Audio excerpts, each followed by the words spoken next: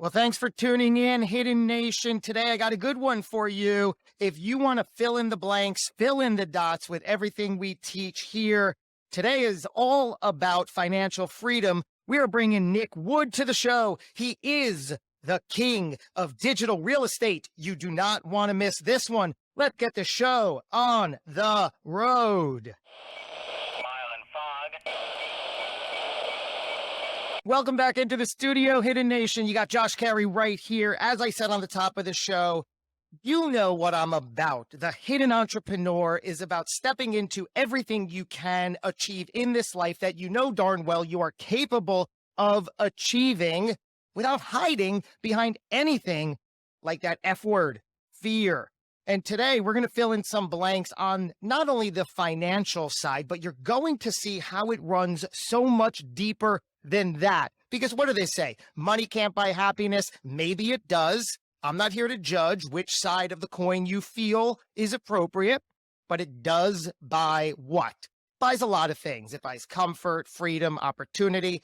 But we're going to not only fill in the financial side of things with Nick Wood, the king of digital real estate, but you're going to see how it helps shape you as a person. Before we get too far along on that, Nick, welcome to the program. Thanks for having me, man. Great to be here, and love the energy so far, dude. Let's go. I appreciate that. So let's start with this moniker. You are the king of digital real estate. What is digital real estate? Great question. So first and foremost, I do actually claim the title. This is for those that are listening. I have a crown right here, and I bought that myself, so no one gave it to me. Digital real estate, if you would have asked that question 10 years ago, you probably would have been like, what the heck is that? With recent years, with Bitcoin and NFTs and all these different things, everyone asked that question because there's a lot of different pieces of digital real estate or different things out there that get that name. And so the one that we're specifically talking about here is a business model that we do, that I teach, which is very, very simple. And that is building simple websites in local markets, ranking those websites, taking the phone calls that come from those websites and selling them to local business owners and getting paid every single month for these assets that you own and control.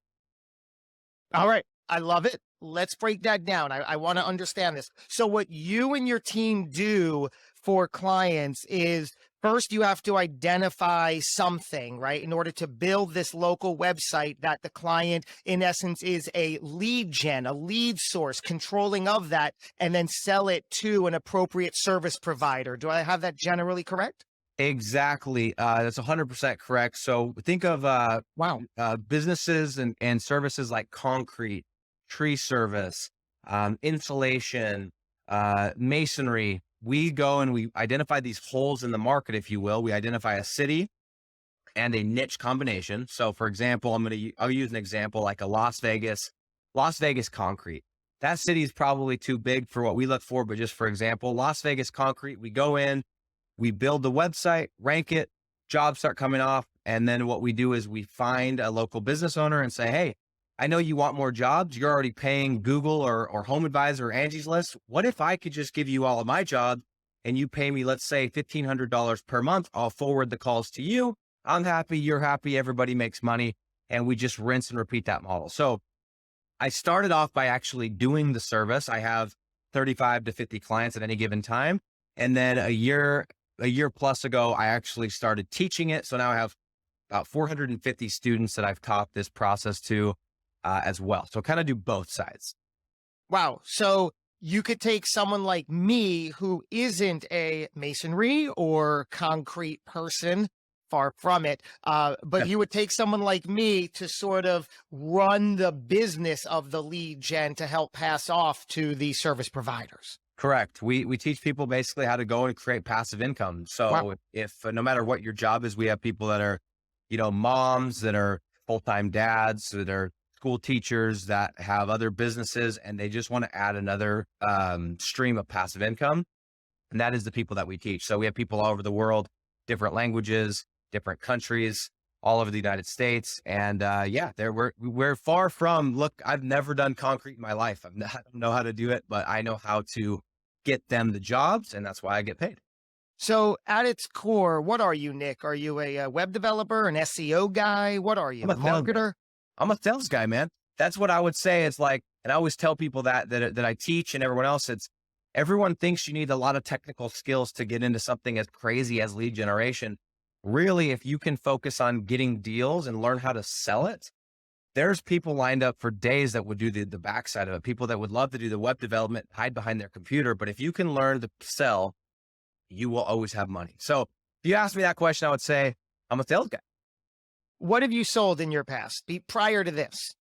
When I first started my career, I did door-to-door sales, home security sales, like the door window sensors, that kind of stuff. Think of like ADT. Then I went into software, tried to start a software company, and I was pre-selling the software we were creating. It was an epic failure. Then I started selling SEO, which if anyone doesn't know that, it's ranking to the top of page one. And then we sold social media management, and then we started selling lead generation services, which we're talking about here. And now I'm selling a program to teach people how to create their own passive income. So yeah, I've done a lot of sales. You know, everyone I speak to that is like you in that they love, value, acknowledge, and excel in sales, which I too believe is the fundamental basis for any success in business, life, or entrepreneurship, right? What do they say? Even as parents, we're selling all day, right? We got to sell our children on so much. So the more you realize that and try to shift the mindset that sales is a bad word and one that you could use effectively and strategically, the better it'll be. Everyone I speak to, so many have door-to-door experience. What was that like? Describe that era for me. It was terrifying. It was crazy. So I come just like to give you guys an idea. My dad wasn't a sales guy. I didn't have any of that. My dad is an alfalfa hay farmer. I grew up in a small town. I call it a village, and we didn't even grow up in the town. We were on the farm. So I knew how to run tractors. I knew how to move irrigation pipe. I knew how to do that kind of stuff with my hands. That was my only experience. Got out of high school, went and lived in West Africa for a couple of years as a volunteer. And then I get back, I've got no sales experience, but I got a call from one of my old friends that said, "Hey, I made $90,000 2 summers ago doing this." And I'm like, okay, I'm in. And that was it. And I just went in but it was terrifying. Like I can't even tell you how sick to my stomach I was for the first couple of weeks, just thinking, man, I'm about to get dominated on these doors. But it was the worst and best thing I've ever done in my life. What I love, first of all, Nick, that you said you're terrified, because I feel terrified most days of my life, but what is the trick and the secret there, quote unquote, trick and secret? It's simply working through. So I'm imagining when you were terrified, you still found a way to knock on those doors. Was there a mental game? How did you get yourself through that terrifying moment? Yeah, it's a really good question. And I think that's an important point, especially with this podcast. It's like, I think we look at people and we assume it just comes easy, right? Just because someone's good at sales or just because somebody is good at speaking or doing a podcast doesn't mean they don't wake up with a pit in their stomach. Just absolutely, I think terrified is the perfect word. But 100%. And I remember these guys that recruited me, they're like, yeah, at some point you'll be comfortable with it. And I'll tell you, in 4 years of doing that job, I never woke up feeling like, oh, I'm comfortable doing this. I had that pit every day driving out to those neighborhoods. And it was just something that I kind of learned to deal with. So yeah, at the end of the day, no matter what you do in life, if you want to do anything, there's going to be parts of it that absolutely terrify you.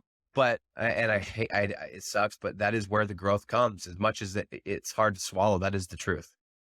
I fully agree. I'm glad you connected that as well, that is where the growth comes. Because when you said that somebody said, hey, you'll get comfortable at this, yeah, that's fine. But I think to everyone's advantage, the minute you find comfort in something, you should acknowledge that and find a way to find something terrifying, because that is only where the growth resides. And then you have to find a way to work through it again. I mean, mic drop. It's never, yeah. you always have to be looking for those. If your goal is growth, if your goal is to be comfortable and to wake up one day and, and I can't remember who it was. We were talking about this before. I'm kind of over all the guru stuff, but when I was on it, I think it was Tim Grover. He's like, if you think the price for winning is high, wait till you get the bill from regret. And it's such like a cute little saying, but really the most terrifying thing in my mind is waking up in 10 years or 50 years and looking back and going, I could have had all of that, and being able to see that, what you could have had or could have done or could have accomplished or could have changed, and realizing you chose comfort, you chose that over the higher purpose. So that to me drives me every day, is like, as terrifying as it is right now, I'd way rather have that discomfort than the discomfort that lasts forever. When was there a moment in your past where you weren't sure where the success might be found because you weren't experiencing it yet? That was not that long ago. So 3 years ago, December of 2019, I had been running a digital agency.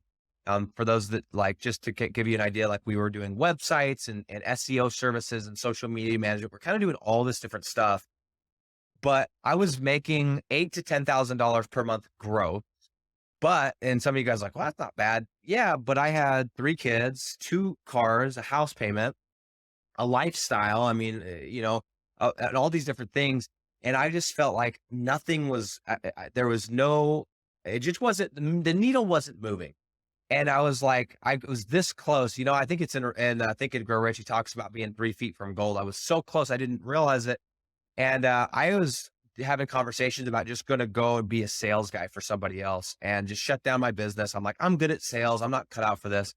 And I was so close. I remember just going back and forth, and maybe I should just do this. Maybe I'm just meant to be a sales guy. And thank goodness that I didn't, because by July of 2020, that same business was then doing, at that point, 8 months later, was doing $100,000 per month in revenue. So it was like I was grinding, no movement. I couldn't see the movement. And then all of a sudden, I didn't realize I was 8 months away from where I was trying to get for the last 6 years before. What accounted for that? What did you do? What happened?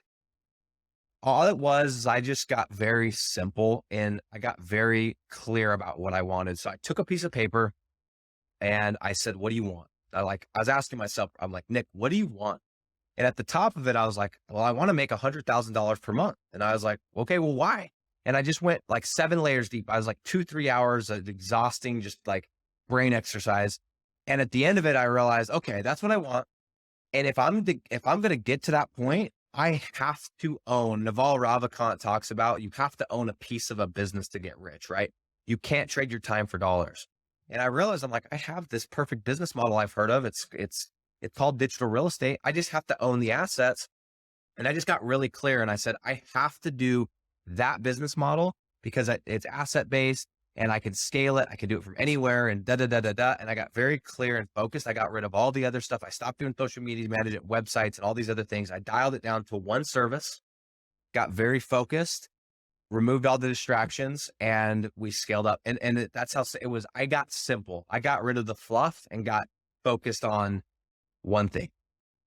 You're a sales guy.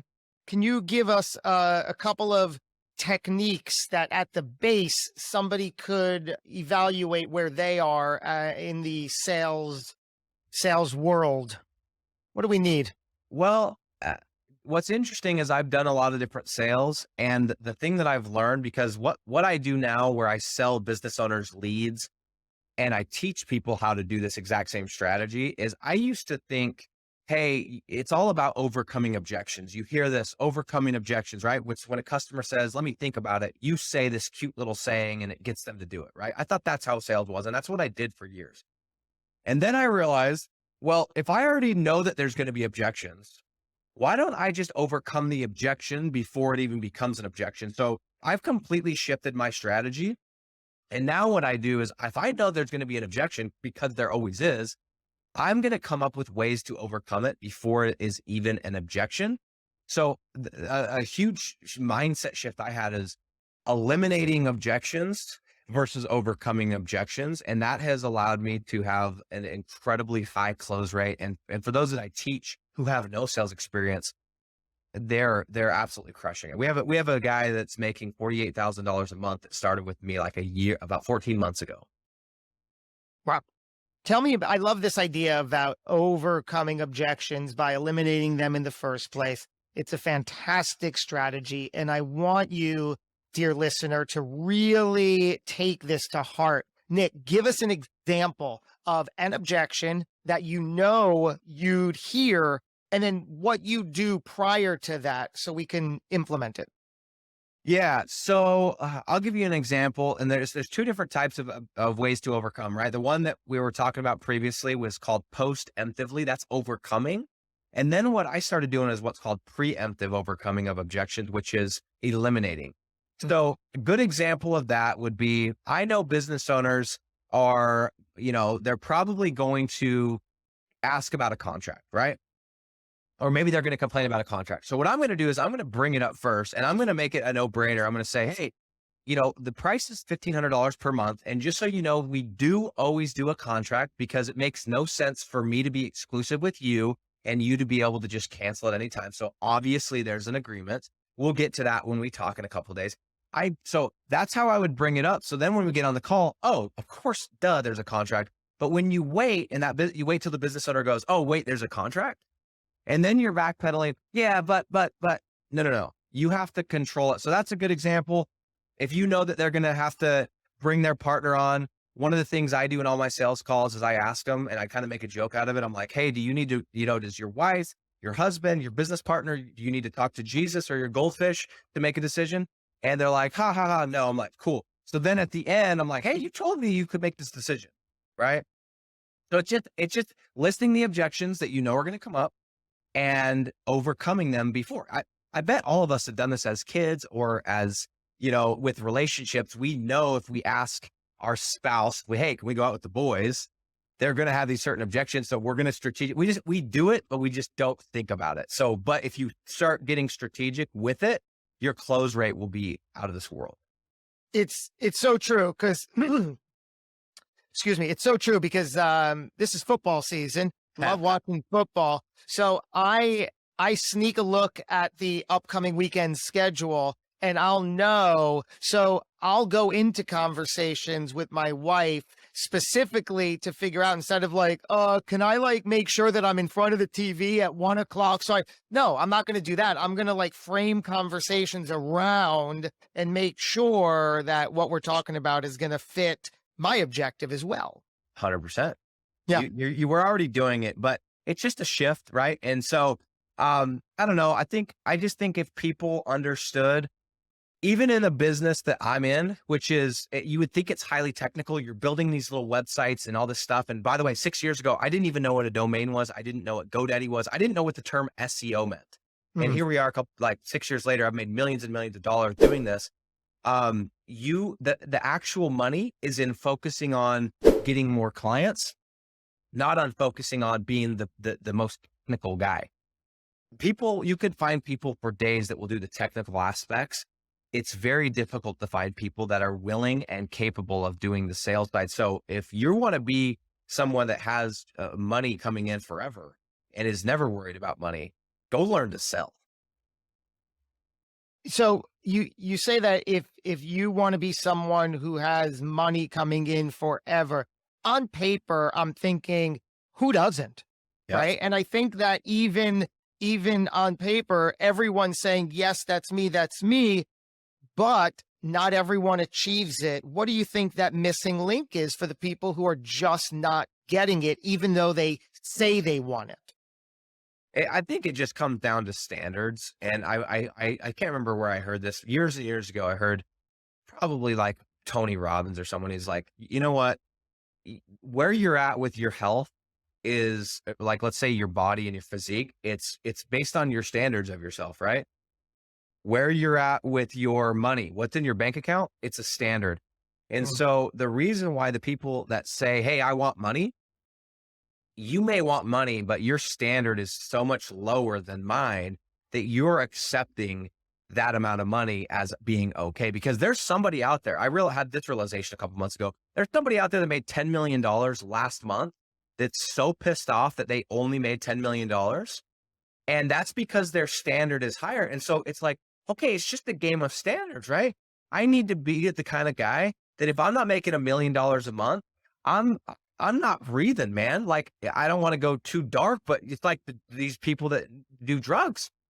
Somehow, some way, they find a way to get a needle in their arm. There's no money. They have no skill, but they find it because they absolutely need it. They have to have it to survive. And so we always find a way to eat. We always find a way to sleep because they're standards. We always find a way to go to the gym if that's you.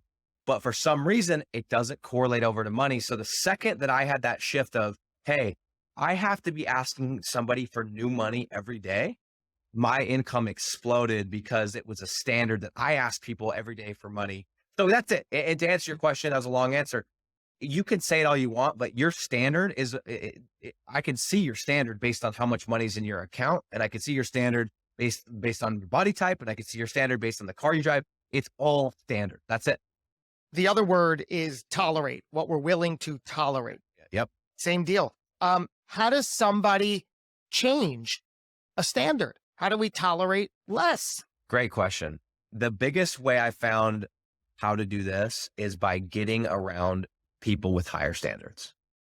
Say it again, Nick. Yeah. When you got it, you got it. Dude, you got to change your circle, right? So, it's so funny. So many of these things are so cliche and we read them, but they're true, right? You want to be a millionaire, go hang around 4 other millionaires, you become the 5th. But like, for example, I have a friend of mine and, we were friends years ago, but he just like started making a ton of money and we started hanging out with him more. And I was like, I got to get around this guy. And this guy makes millions of dollars a month. And what happens, it's not, we don't even talk about money. We rarely talk about money. But when we go to Mexico, we stay at places that are $650 to $1,000 a night. And the first time you do that, you go, oh my gosh, I got to start making more money. Like, you know what I'm saying? And so just by being around him, I'm like, okay, he's a human. I'm a human. He bleeds red. I bleed red. Why is he driving a Lamborghini and I'm still driving the Prius or whatever, right? So I think the best way to do it is you got to get around different people. You start getting around people in whatever area it is. If you want to change your body, go get around people that are in shape. If you want to change your income, go get around people that are making crazy incomes. And you don't have to talk about income. You're going to start seeing changes. You're going to see what's possible. You know why people don't see what's possible? Because they make excuses. Yep. That's another big thing, right? Because what you're talking about is the plan, is the strategy, is the roadmap for achieving anything you want to achieve, be it money, health, wellness, well-being, significance, whatever it is, right? There is a plan. And it's like that 4-minute mile, right? Before somebody achieved it, nobody thought it was possible. Guess what? Like you said, somebody yesterday made 10 million in a month, which, and we hear that, we know that that's true and they've made more. So A, we know it's possible. B, why not you? For all these reasons. We're talking about the sales skills you have to upgrade, your standards and the things you tolerate have to improve, and you have to upgrade your circle of influence. It's all possible. Yep. And I think one last thing to add to that is people need to get clear about what they want. You need to get clear. And I'm talking like we spend hours and hours and hours planning our next vacation, our next, bender to Vegas. And we spend no time sitting down with our phone off, thinking about where we want to be in 5 years. And one of the best things that ever happened to me, like I told you, is I wrote down what I wanted and I created a map of exactly how I was going to get there. Because when you create a map of how you're going to get there and you say, hey, this is what I want. Now you got to go find the business model or the job or the career that matches it. Because if you want to make $1 million, you could do that a lot of ways. But if you want to make $1 million and be able to travel anywhere and be able to spend time with your family and be able to do all these things, and you have these constraints, now you got to get creative and go, okay, what business model can I get into that would allow me to do all those things? So I think a huge thing is getting very, very clear about what you want and then backing into with a map, how exactly you're going to get there. You do those things right there and you know exactly what to do. Then all that's left is doing what needs to be done when it needs to be done, regardless of how you feel. That's the formula. You could do anything you want in life. You just have to do those things right there. Hidden Nation, I made you a promise at the top of the show. I do not think I let you down, but I want to hear from you. Let us know what you thought of this episode and this program. That's why, Nick, you are the king of digital real estate. I know I could sit here all day and talk to you. If others want to continue the conversation, where are they finding you online? I think YouTube's a great place. Go to YouTube, type in Nick Wood and type in Nick Wood Digital Landlords. You can type in digitallandlords.com is another great resource. Those are two places you go check it out. By the way, I love that phrase. We didn't even touch upon it, but that's what the people you work with become, right? The digital landlords. Take us out with just giving us a little blurb on what it means to be a digital landlord. Being a digital landlord is the exact same as being a traditional landlord, and in that you own properties on the web. These properties produce income for you month in and month out on a recurring basis. They're assets that produce for you while you sleep, while you golf, while you travel. You manage these properties and they put money in your bank account. And that's as simple as it is. Extraordinary. Leave us with the final word, Nick. What is the one thing that the listener must do right now to achieve what they're going for in life?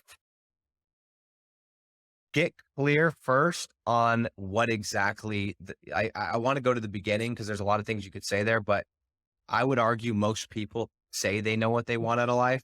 Get clear about what you actually want and why you want it.